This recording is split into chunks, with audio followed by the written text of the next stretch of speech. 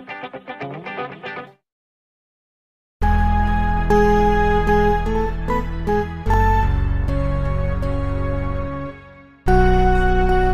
proses pendidikan 3 tahun atau 6 semester yang didukung oleh pengajar yang berpengalaman, kami mampu menghasilkan tenaga bidan yang berkualitas dengan presentasi uji kelulusan kompetensi nasional tertinggi dibanding akademi kebidanan swasta lain.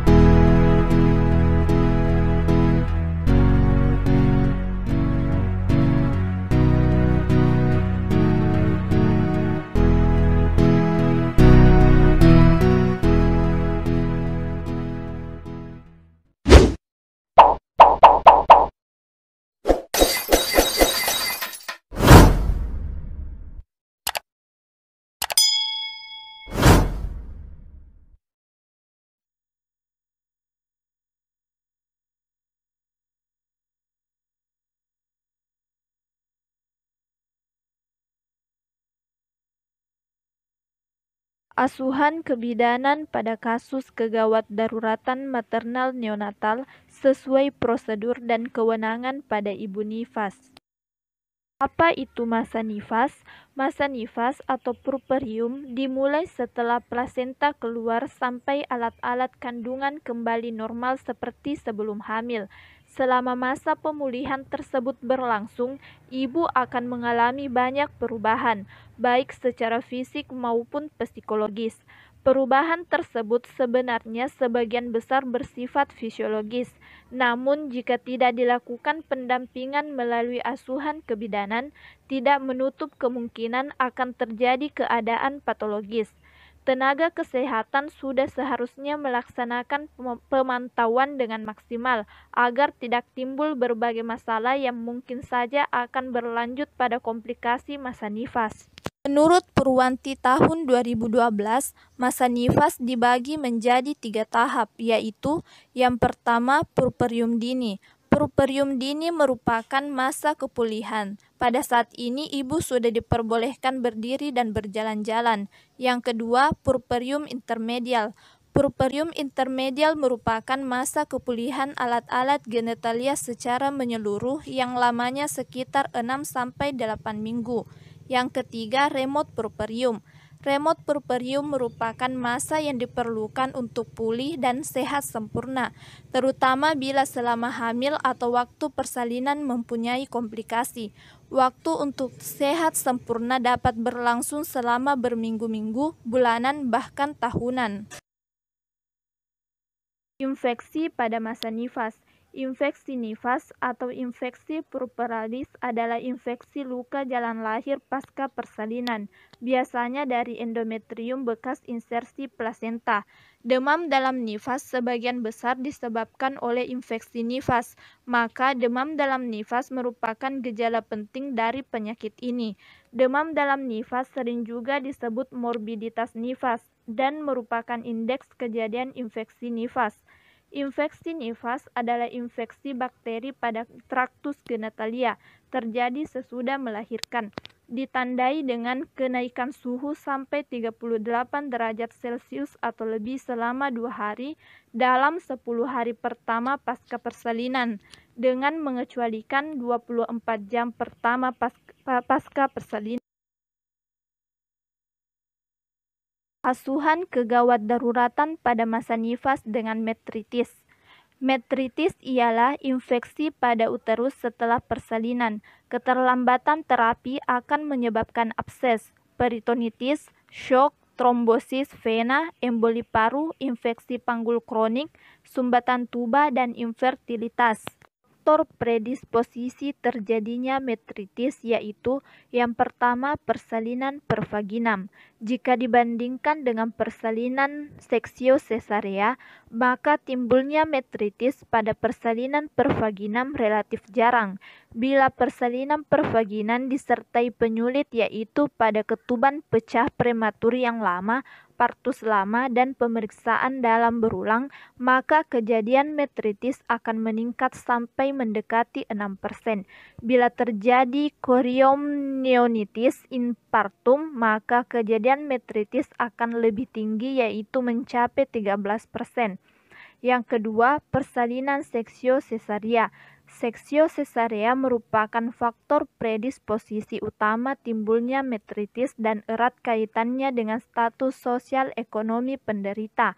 Faktor risiko penting untuk timbulnya infeksi adalah lamanya proses persalinan dan ketuban pecah, pemeriksaan dalam berulang, dan pemakaian alat monitoring janin internal. Yang ketiga, bakteriologi. Meskipun pada serviks umumnya terdapat bakteri, kavum uteri biasanya steril sebelum selaput ketuban pecah.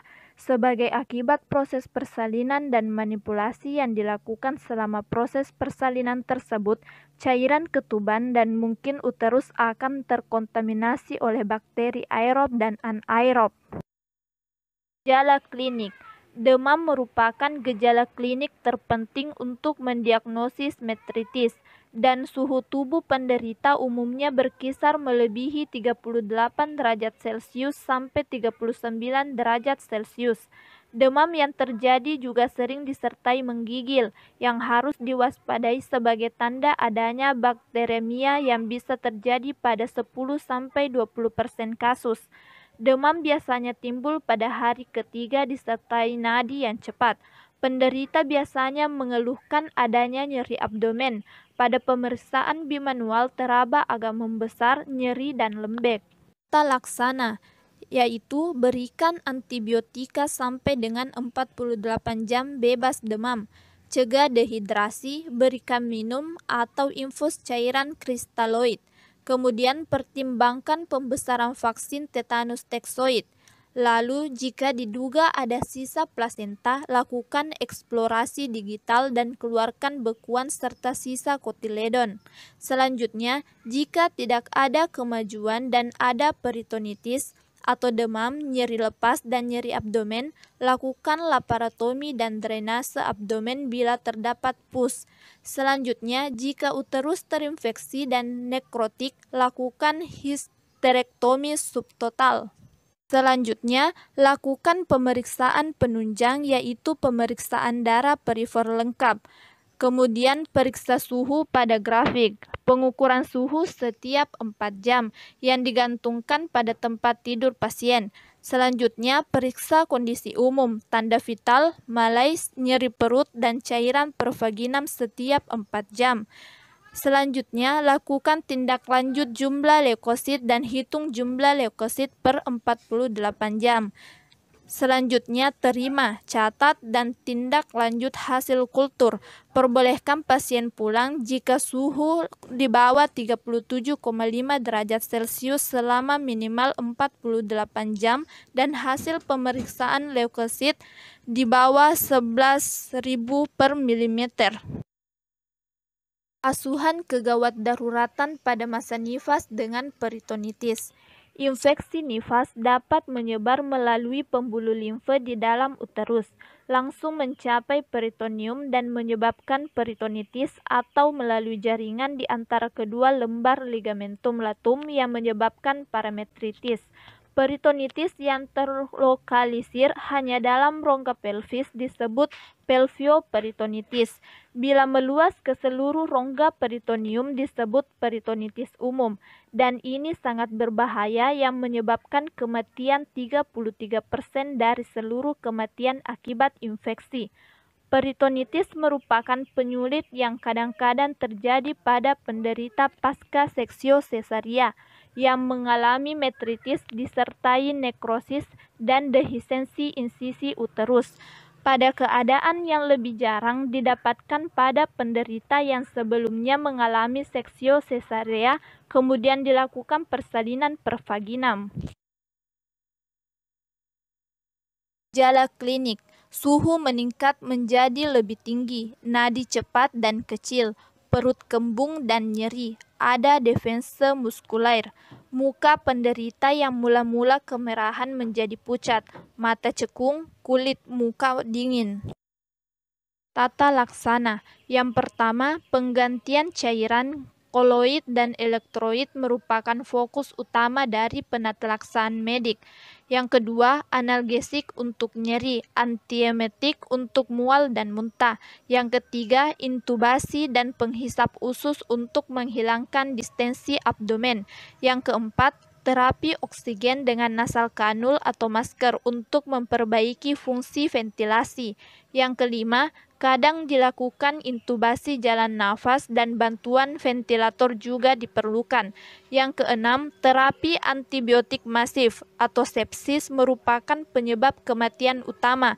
Yang ketujuh, tujuan utama tindakan bedah adalah untuk membuang materi penginfeksi dan diarahkan pada eksisi reseksi, perbaikan, dan drenase. Dan yang kedelapan, pada sepsis yang luas perlu dibuat diversi VK. Asuhan kegawat daruratan pada masa nifas dengan infeksi payudara atau mastitis. Mastitis adalah infeksi payudara. Meskipun dapat terjadi pada setiap wanita, mastitis semata-mata merupakan komplikasi pada wanita menyusui. Mastitis terjadi akibat invasi jaringan payudara oleh organisme infeksius atau adanya cedera payudara. Predisposisi dan faktor risiko adanya primipara, stres, teknik meneteki yang tidak benar sehingga pengosongan payudara tidak terjadi dengan baik, pemakaian kutang yang terlalu ketat, dan penghisapan bayi yang kurang kuat juga dapat menyebabkan stasis dan obstruksi kelenjar payudara. Adanya luka puting payudara juga dapat sebagai faktor risiko terjadinya mastitis. Gejala klinik. Gejala awal mastitis adalah demam yang disertai menggigil, mialgia, nyeri, dan takikardi. Pada pemeriksaan payudara membengkak, mengeras, lebih hangat, kemerahan dengan batas tegas, dan disertai rasa sangat nyeri. Mastitis biasanya terjadi unilateral dan dapat terjadi 3 bulan pertama meneteki, tetapi jarang dapat terjadi selama ibu meneteki. Kejadian mastitis berkisar 2-33% ibu meneteki dan lebih kurang 10% kasus mastitis akan berkembang menjadi abses atau bernanah dengan gejala yang makin berat. Tata laksana umum. Penanganan utama mastitis adalah memulihkan keadaan dan mencegah terjadinya komplikasi yaitu abses atau bernanah dan sepsis yang dapat terjadi bila penanganan terlambat, tidak tepat, ataupun kurang efektif. Laktasi tetap dianjurkan untuk dilanjutkan dan pengosongan payudara sangat penting untuk keberhasilan terapi. Tetapi suportif seperti bed rest, pemberian cairan yang cukup, anti nyeri dan antiinflamasi sangat dianjurkan. Pemberian antibiotika secara ideal berdasarkan hasil kepekaan kultur kuman yang diambil dari air susu sehingga keberhasilan terapi dapat terjamin. Pada sebagian kasus, antibiotika dapat diberikan secara peroral dan tidak memerlukan perawatan di rumah sakit. Pada umumnya, dengan pengobatan segera dan adekuat, gejala akan menghilang dalam 24-48 jam kemudian dan jarang terjadi komplikasi. Asuhan kegawat daruratan pada masa nifas dengan tromboflebitis. Tromboflebitis adalah invasi atau perluasan mikroorganisme patogen yang mengikuti aliran darah di sepanjang vena dan cabang-cabangnya. Tromboflebitis didahului dengan trombosis. Dapat terjadi pada kehamilan tetapi lebih sering ditemukan pada masa nifas. Klasifikasi tromboflebitis. Yang pertama, pelviotromboflebitis. Pelviotromboflebitis mengenai vena-vena dinding uterus dan ligamentum latum yaitu vena ovarica, vena uterina, dan vena hipogastrika. Gejalanya, nyeri terdapat pada perut bagian bawah atau perut bagian samping. Penderita tampak sakit berat, menggigil berulang kali, suhu badan naik turun secara tajam, antara 36 derajat Celcius sampai 40 derajat Celcius. Penyakit dapat berlangsung selama 1-3 bulan, cenderung terbentuk pus yang menjalar kemana-mana terutama ke paru-paru. gambaran darah, terdapat leukositosis. Penanganan pelviothromboflebitis, yaitu dengan cara rawat inap. Penderita tirabaring untuk pemantauan gejala penyakitnya dan mencegah terjadinya emboli pulmonal. Bisa juga dengan cara terapi medik, yaitu pemberian antibiotika atau pemberian heparin jika terdapat tanda-tanda atau dugaan adanya emboli pulmonal. Dan bisa juga dengan cara terapi operasi, yaitu peningkatan vena cava inferior dan vena ovarica jika emboli septik terus berlangsung sampai mencapai paru-paru meskipun sedang dilakukan heparisasi. Klasifikasi yang kedua yaitu tromboflebitis femoralis atau phlegmasia albadolens. Tromboflebitis femoralis mengenai vena-vena pada tungkai, misalnya pada vena femoralis, vena poplitea, dan vena savena. Tromboflebitis femoralis yaitu suatu tromboflebitis yang mengenai satu atau kedua vena femoralis. Penanganan yaitu kaki ditinggikan untuk mengurangi udem, lakukan kompres pada kaki. Setelah mobilisasi kaki, hendaknya tetap dibalut elastik atau memakai kaos kaki yang panjang elastis selama mungkin. Jangan menyusui bayinya, mengingat kondisi ibu yang sangat jelek. Lakukan terapi pemberian antibiotik dan anti-analgesik. Tata laksana umum. Penanganan meliputi tirabaring, elevasi ekstremitas yang terkena, kompres panas, stocking elastis, dan analgesia jika dibutuhkan. Spray ayun mungkin diperlukan jika tungkai sangat nyeri saat disentuh atau cenderung pada tromboflebitis superficial. Rujukan ke dokter konsultan penting untuk memutuskan penggunaan terapi antikoagulan dan antibiotik. Cenderung pada tromboflebitis vena profunda. Tidak ada kondisi apapun yang mengharuskan masas tungkai.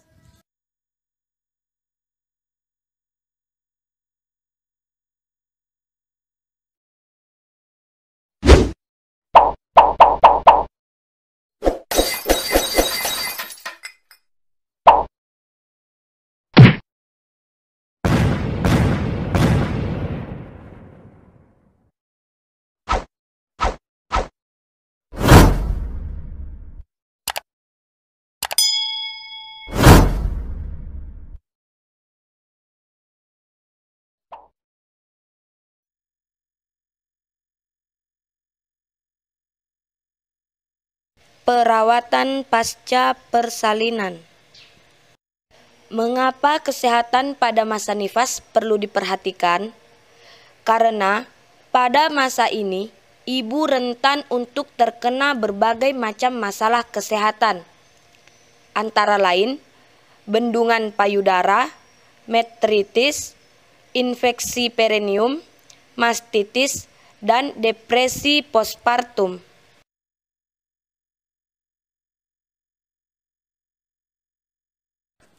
Pembagian masa nifas yang pertama yaitu puerperium dini, yaitu kepulihan di mana ibu telah diperbolehkan berdiri dan berjalan.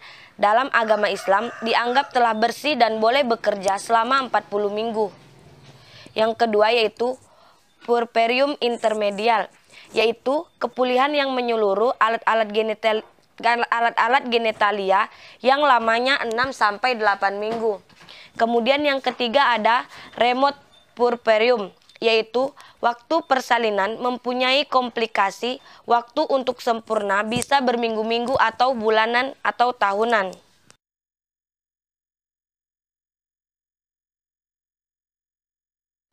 Perubahan-perubahan fisiologi masa nifas.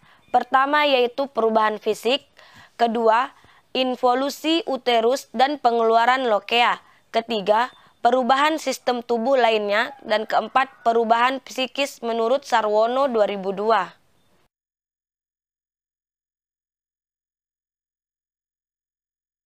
Pengertian pasca persalinan. Pasca persalinan adalah 2 jam setelah melahirkan bayi, adalah waktu yang paling kritis yang membutuhkan pengawasan ketat.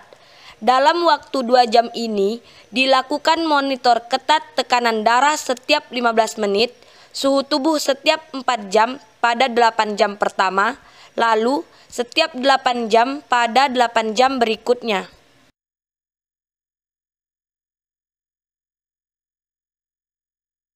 Perawatan pasca persalinan yang pertama, mobilisasi. Ibu yang melahirkan secara normal bisa melakukan mobilisasi 6 jam setelah melahirkan dan 8 jam setelah melahirkan. Untuk ibu yang menjalani operasi sesar, kemudian ibu dianjurkan melaksanakan mobilisasi dini. Mobilisasi ini bertujuan agar sirkulasi darah menjadi lancar, menghindari pembengkakan, dan mencegah trombosis.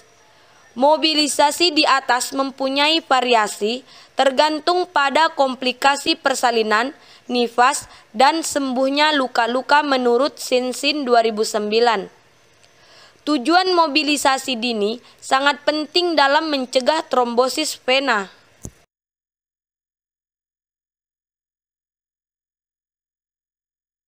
Yang kedua, diet. Diet untuk ibu masa nifas harus banyak mengandung protein, zat besi, serta kalsium, vitamin serta serat makanan, dan harus mencakup 300 ml cairan yang 100 ml diantaranya berupa susu.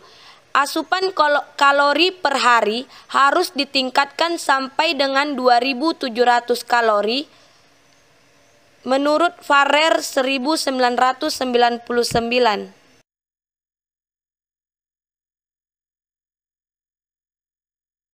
Yang ketiga, miksi. Hendaknya kencing dapat dilakukan sendiri secepatnya. Bila kandung kemih penuh, wanita sulit kencing, sebaiknya dilakukan kateterisasi. Stres inkontinensia dapat terjadi hanya sementara dan akan menghilang setelah tonus otot dasar panggul membaik.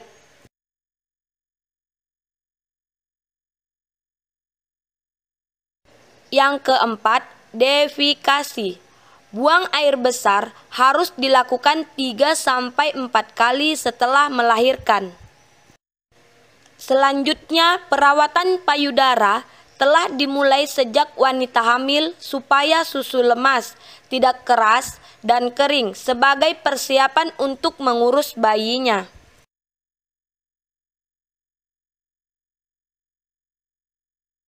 Perubahan-perubahan terjadi pada kelenjar payudara. Pertama, proliferasi jaringan pada kelenjar-kelenjar alveoli dan jaringan lemak bertambah.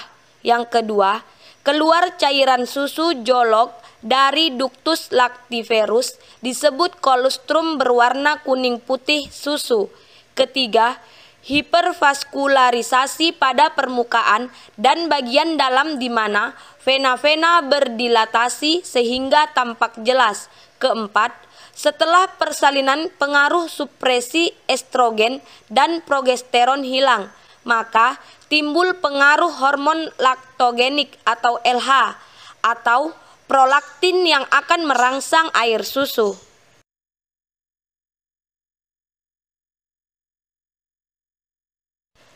Cara merawat payudara.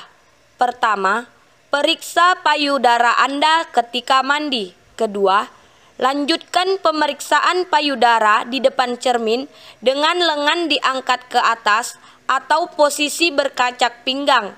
Periksa apakah bengkak, kemerahan, atau ada perubahan di kedua payudara. Ketiga, tekan perlahan-lahan payudara untuk mencari benjolan, dimulai dari tengah melingkar keluar. Keempat, berbaring dan ulangi pemeriksaan. Kelima, lihat puting untuk melihat apakah ada cairan.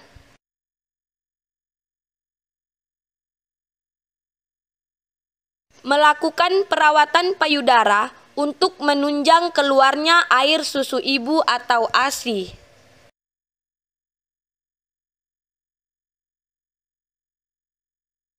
Yang keenam, perawatan luka perineum. Perawatan perineum adalah perawatan daerah antara paha yang dibatasi kemaluan dan anus. Apa manfaatnya? Mencegah terjadinya infeksi sehubungan dengan penyembuhan luka. Faktor yang mempengaruhi perawatan perineum: pertama, gizi terutama protein. Yang kedua, obat-obatan. Yang ketiga, keturunan. Yang keempat, sarana dan prasarana, ada antiseptik. Kelima, budaya atau tarak. Ruang lingkup perawatan perineum: untuk pencegahan infeksi, alat reproduksi yang disebabkan oleh mikroorganisme yang masuk melalui luka yang terbuka akibat perkembangan bakteri pada penampung lokea. Caranya, mencegah kontaminasi dari anus. Yang kedua, menangani dengan lembut pada area perineum.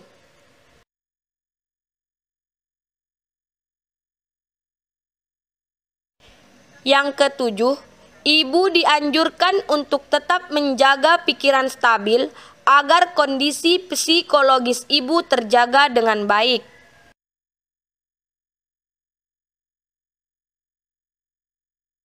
Yang ke-8, menjaga kebersihan diri dan kebersihan luka jahitan bila ibu melahirkan secara sesar dan mengalami episiotomi ketika bersalin.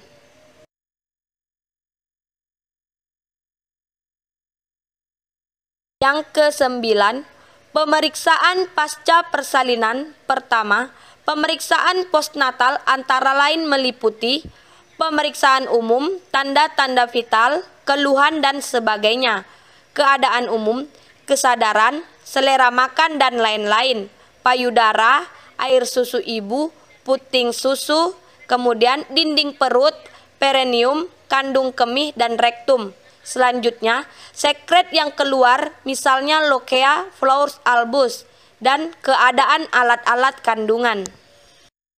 Yang ke-10, komplikasi otot dan tulang pada saat melahirkan. Dapat terjadi pada saat peregangan posisi yang terlalu berlebihan. Curiga terjadi kondisi abnormal apabila wanita pasca melahirkan tidak dapat berjalan atau terasa nyeri perut bawah sampai ke belakang dan tungkai. Bila terjadi, maka dapat dievaluasi dengan pemeriksaan lanjutan seperti X-ray.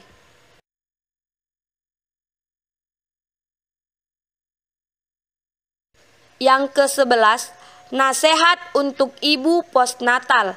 Pertama, sebaiknya bayi segera disusui. Kedua, untuk kesehatan ibu, bayi dan keluarga sebaiknya melakukan KB untuk mengatur jarak kehamilan berikutnya. Ketiga, bawalah bayi Anda untuk memperoleh imunisasi menurut Mohtar 1998.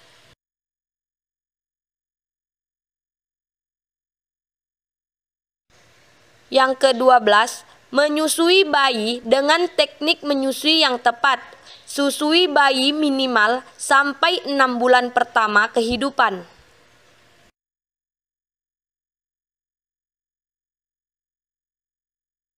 Yang ke-13, penuhi kebutuhan untuk istirahat tidur, baik ibu maupun bayi.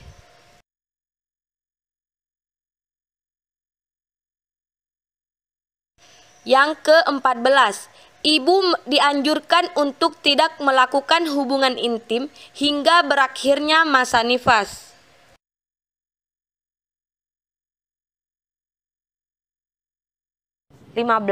Hindari hubungan intim sementara waktu.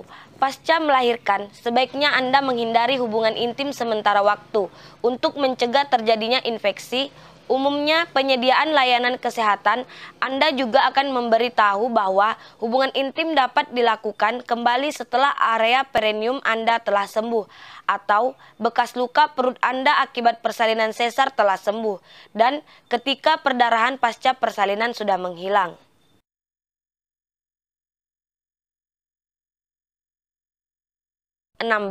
Perawatan untuk kontraksi. Anda juga masih bisa merasakan kontraksi beberapa hari setelah persalinan. Kontraksi yang terjadi akan terasa seperti kram saat menstruasi. Kondisi ini juga dapat terjadi ketika menyusui. Untuk mengatasinya, dokter biasanya akan memberikan obat pereda nyeri.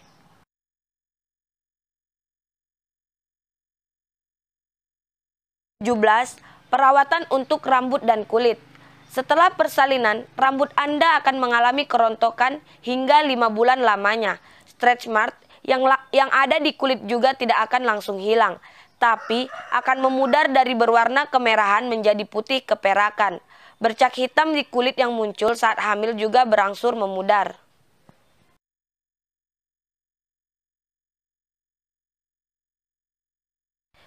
Merawat diri sendiri pada minggu pertama pasca persalinan. Yang pertama, saat bayi tidur, usahakan Anda juga ikut tidur. Yang kedua, mintalah bantuan keluarga untuk melakukan urusan di rumah selama beberapa hari setelah Anda melahirkan. Ketiga, mintalah bantuan orang lain yang menyiapkan makanan Anda. Keempat, penuhi kebutuhan cairan dan menambah asupan cairan selama Anda dalam masa menyusui. Selanjutnya, bawalah bayi Anda berjalan-jalan sebentar keluar rumah agar Anda tidak bosan. Biasanya, variasi kegiatan bisa membuat rasa lelah lebih berkurang. Selanjutnya, mintalah petunjuk dokter dan aktivitas tertentu seperti cara merawat luka bekas melahirkan saat akan kembali rutin melakukan hubungan seks dan ketika Anda akan mulai rutin berolahraga. Dan yang terakhir, batasi kedatangan bersaudara, teman, dan keluarga yang akan menjenguk agar Anda dan bayi Anda dapat cukup beristirahat.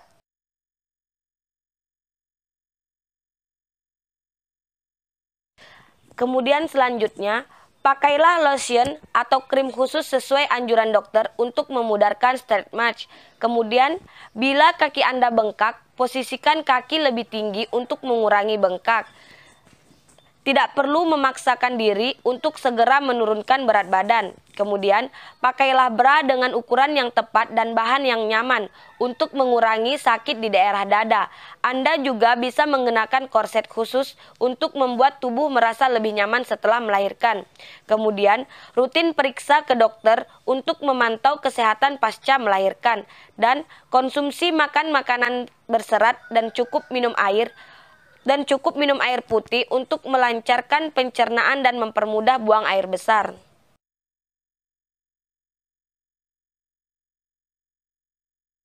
Kemudian selanjutnya, komunikasikan pada teman atau keluarga apabila Anda mengalami kesedihan pasca melahirkan atau baby blues. Jika rasa sedih masih ada setelah lewat dari 2 minggu, Anda dianjurkan berkonsultasi kepada dokter. Kemudian, jika terjadi sembelit atau wasir, disarankan untuk segera menghubungi dokter dan luangkan waktu untuk diri sendiri agar Anda punya tenaga untuk merawat bayi.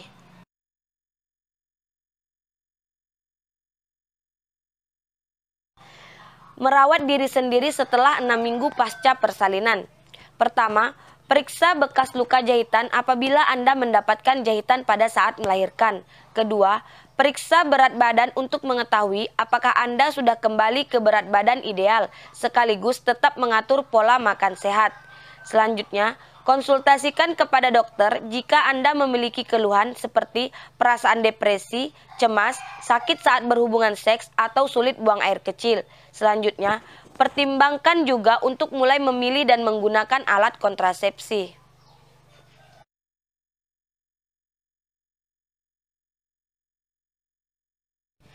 Hal-hal yang harus dihindari pasca persalinan. Pertama, jangan memasukkan sesuatu seperti tampon di liang vagina setelah melahirkan minimal 4 minggu lamanya.